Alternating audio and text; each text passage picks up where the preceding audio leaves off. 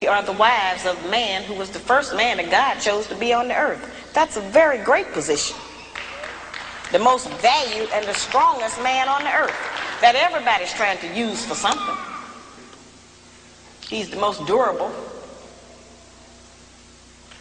He's the most persistent. He's the most determined. The black man is not wrong because he does not do what white America wants him to do.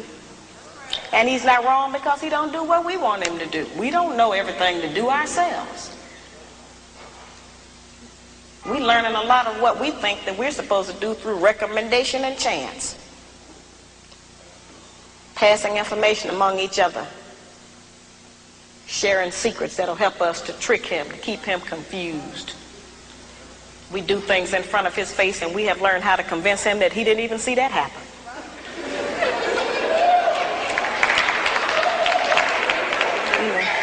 Just serious situations.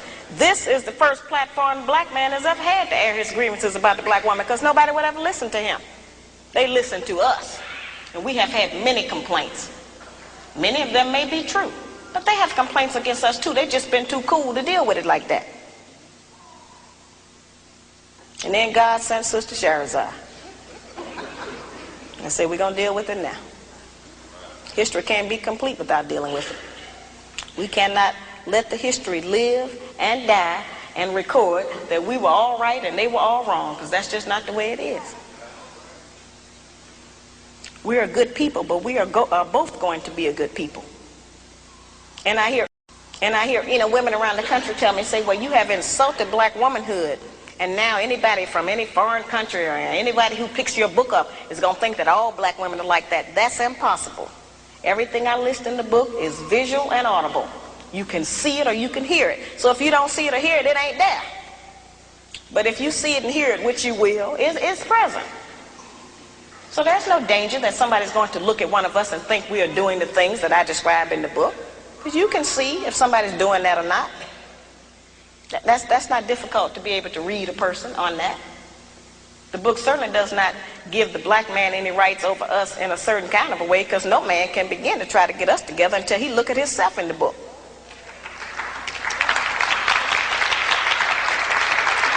See, we represent problem number 2. They already know who problem number 1 is. Now, I know that many of us have heard a lot about, allegedly, as I said, about how much money I'm supposed to be making. I have to mention that because that's what they mention in all of the newspapers around the country. It's the weirdest thing I ever heard of. One article in Emerge magazine, before I left, day before yesterday, I come out of Boston, I went back to Philadelphia, and somebody had faxed me a copy of an article out of Emerge magazine, and the magazine said that they were still getting letters about my book, but that they had decided not to print anything else about it because they had decided that my book had made enough money. So I called the editors up. I told my secretary, I said, get him on the telephone. So I asked him, I said, that was a very ridiculous and ignorant remark to make, brother, since you don't know what the book sells for or how many I've sold, any of that. I say, plus, why don't some of you black people get together and go tell IBM and Adidas and Nike and Reebok that they made enough money? Those are the people robbing our people. I said, go down there and tell Xerox they made enough money and see what they say. I have security, mostly not because of black women. We ain't gonna do nothing but fuss. I have security because of black men. The book puts the black man on point. They get hysterical, they go into denial, they jump the seats, charge down the aisles. You'd be surprised. So it's not the black woman that this book is upset, because many of our black men don't want to take responsibility for their families.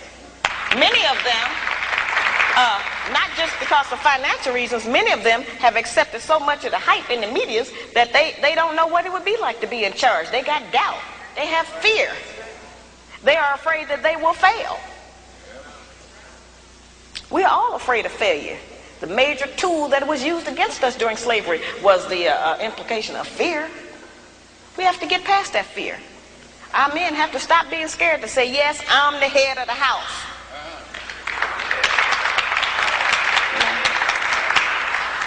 They need to know that every woman wants to know her limitations with her man. Any woman that can do a man any kind of way and have her way with him and say anything she wants to him, she ain't gonna want him in a minute. We have to know what the black line is. I had did an interview the other day from a newspaper out of Baltimore.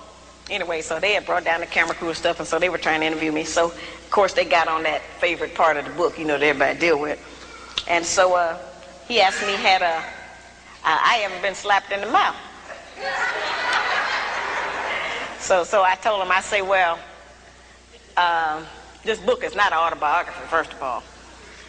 I said, and secondly, I said, I don't get that far out of control. I say, since that's how it's described, it's very easy to keep that from happening. Just don't do that. So I said, I don't do that. I don't talk like that. I said, I can tell by his tone of voice when it's time to stop talking.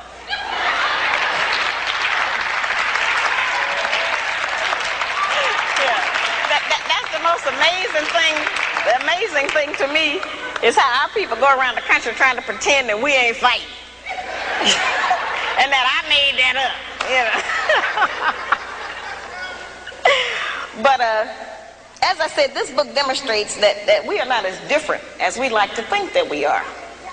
So what I'm going to go over real brief right now is what the attributes are of the good black woman. Since she's not on television, we may not recognize her.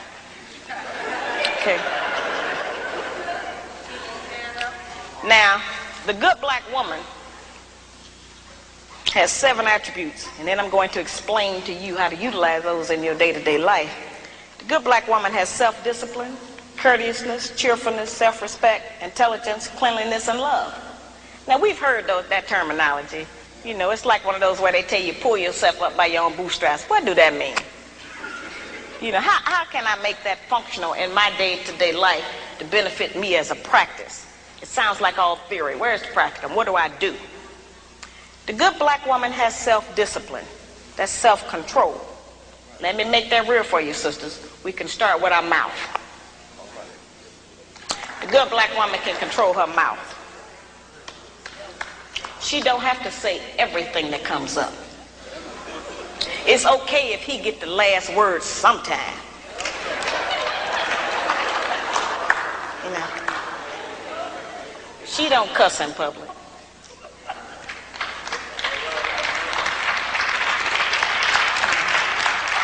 And she works on not cussing in private. She don't tear a man down with her mouth because they can't out-argue us.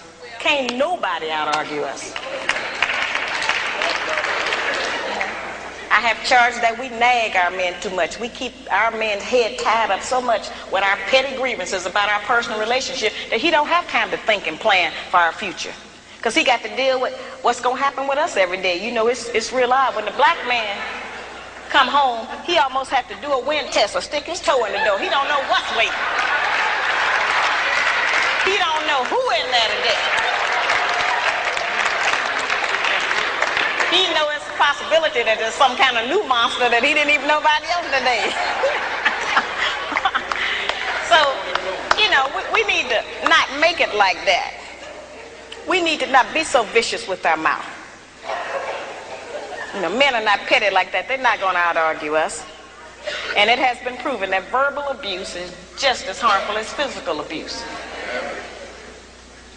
So let's not use our mouth to do that to him. The good black woman is courteous. She says, thank you, baby. I appreciate you doing that. I appreciate every effort you make. Try harder. I'm going to work with you. Thank you.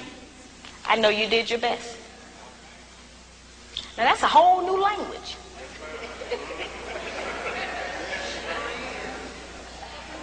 But just to say that during the course of the day, every day, with the man that you're trying to be with or want to be with, will make our life easier.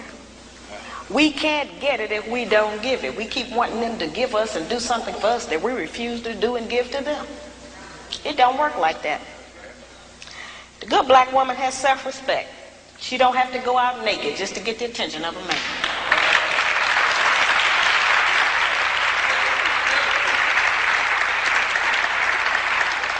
I have sisters all over the country, and they come up to me after the lectures, and they'll be talking to me, and they'll say, well, you know, all he think about is sex. All he think about is my body. I said, why don't you show him something else? And then here's the really good one. They'll come up and they'll have on a weave. They have on false eyelashes, another whole face, false fingernails, and all of that. And then they'll say, but I'm looking for a real man.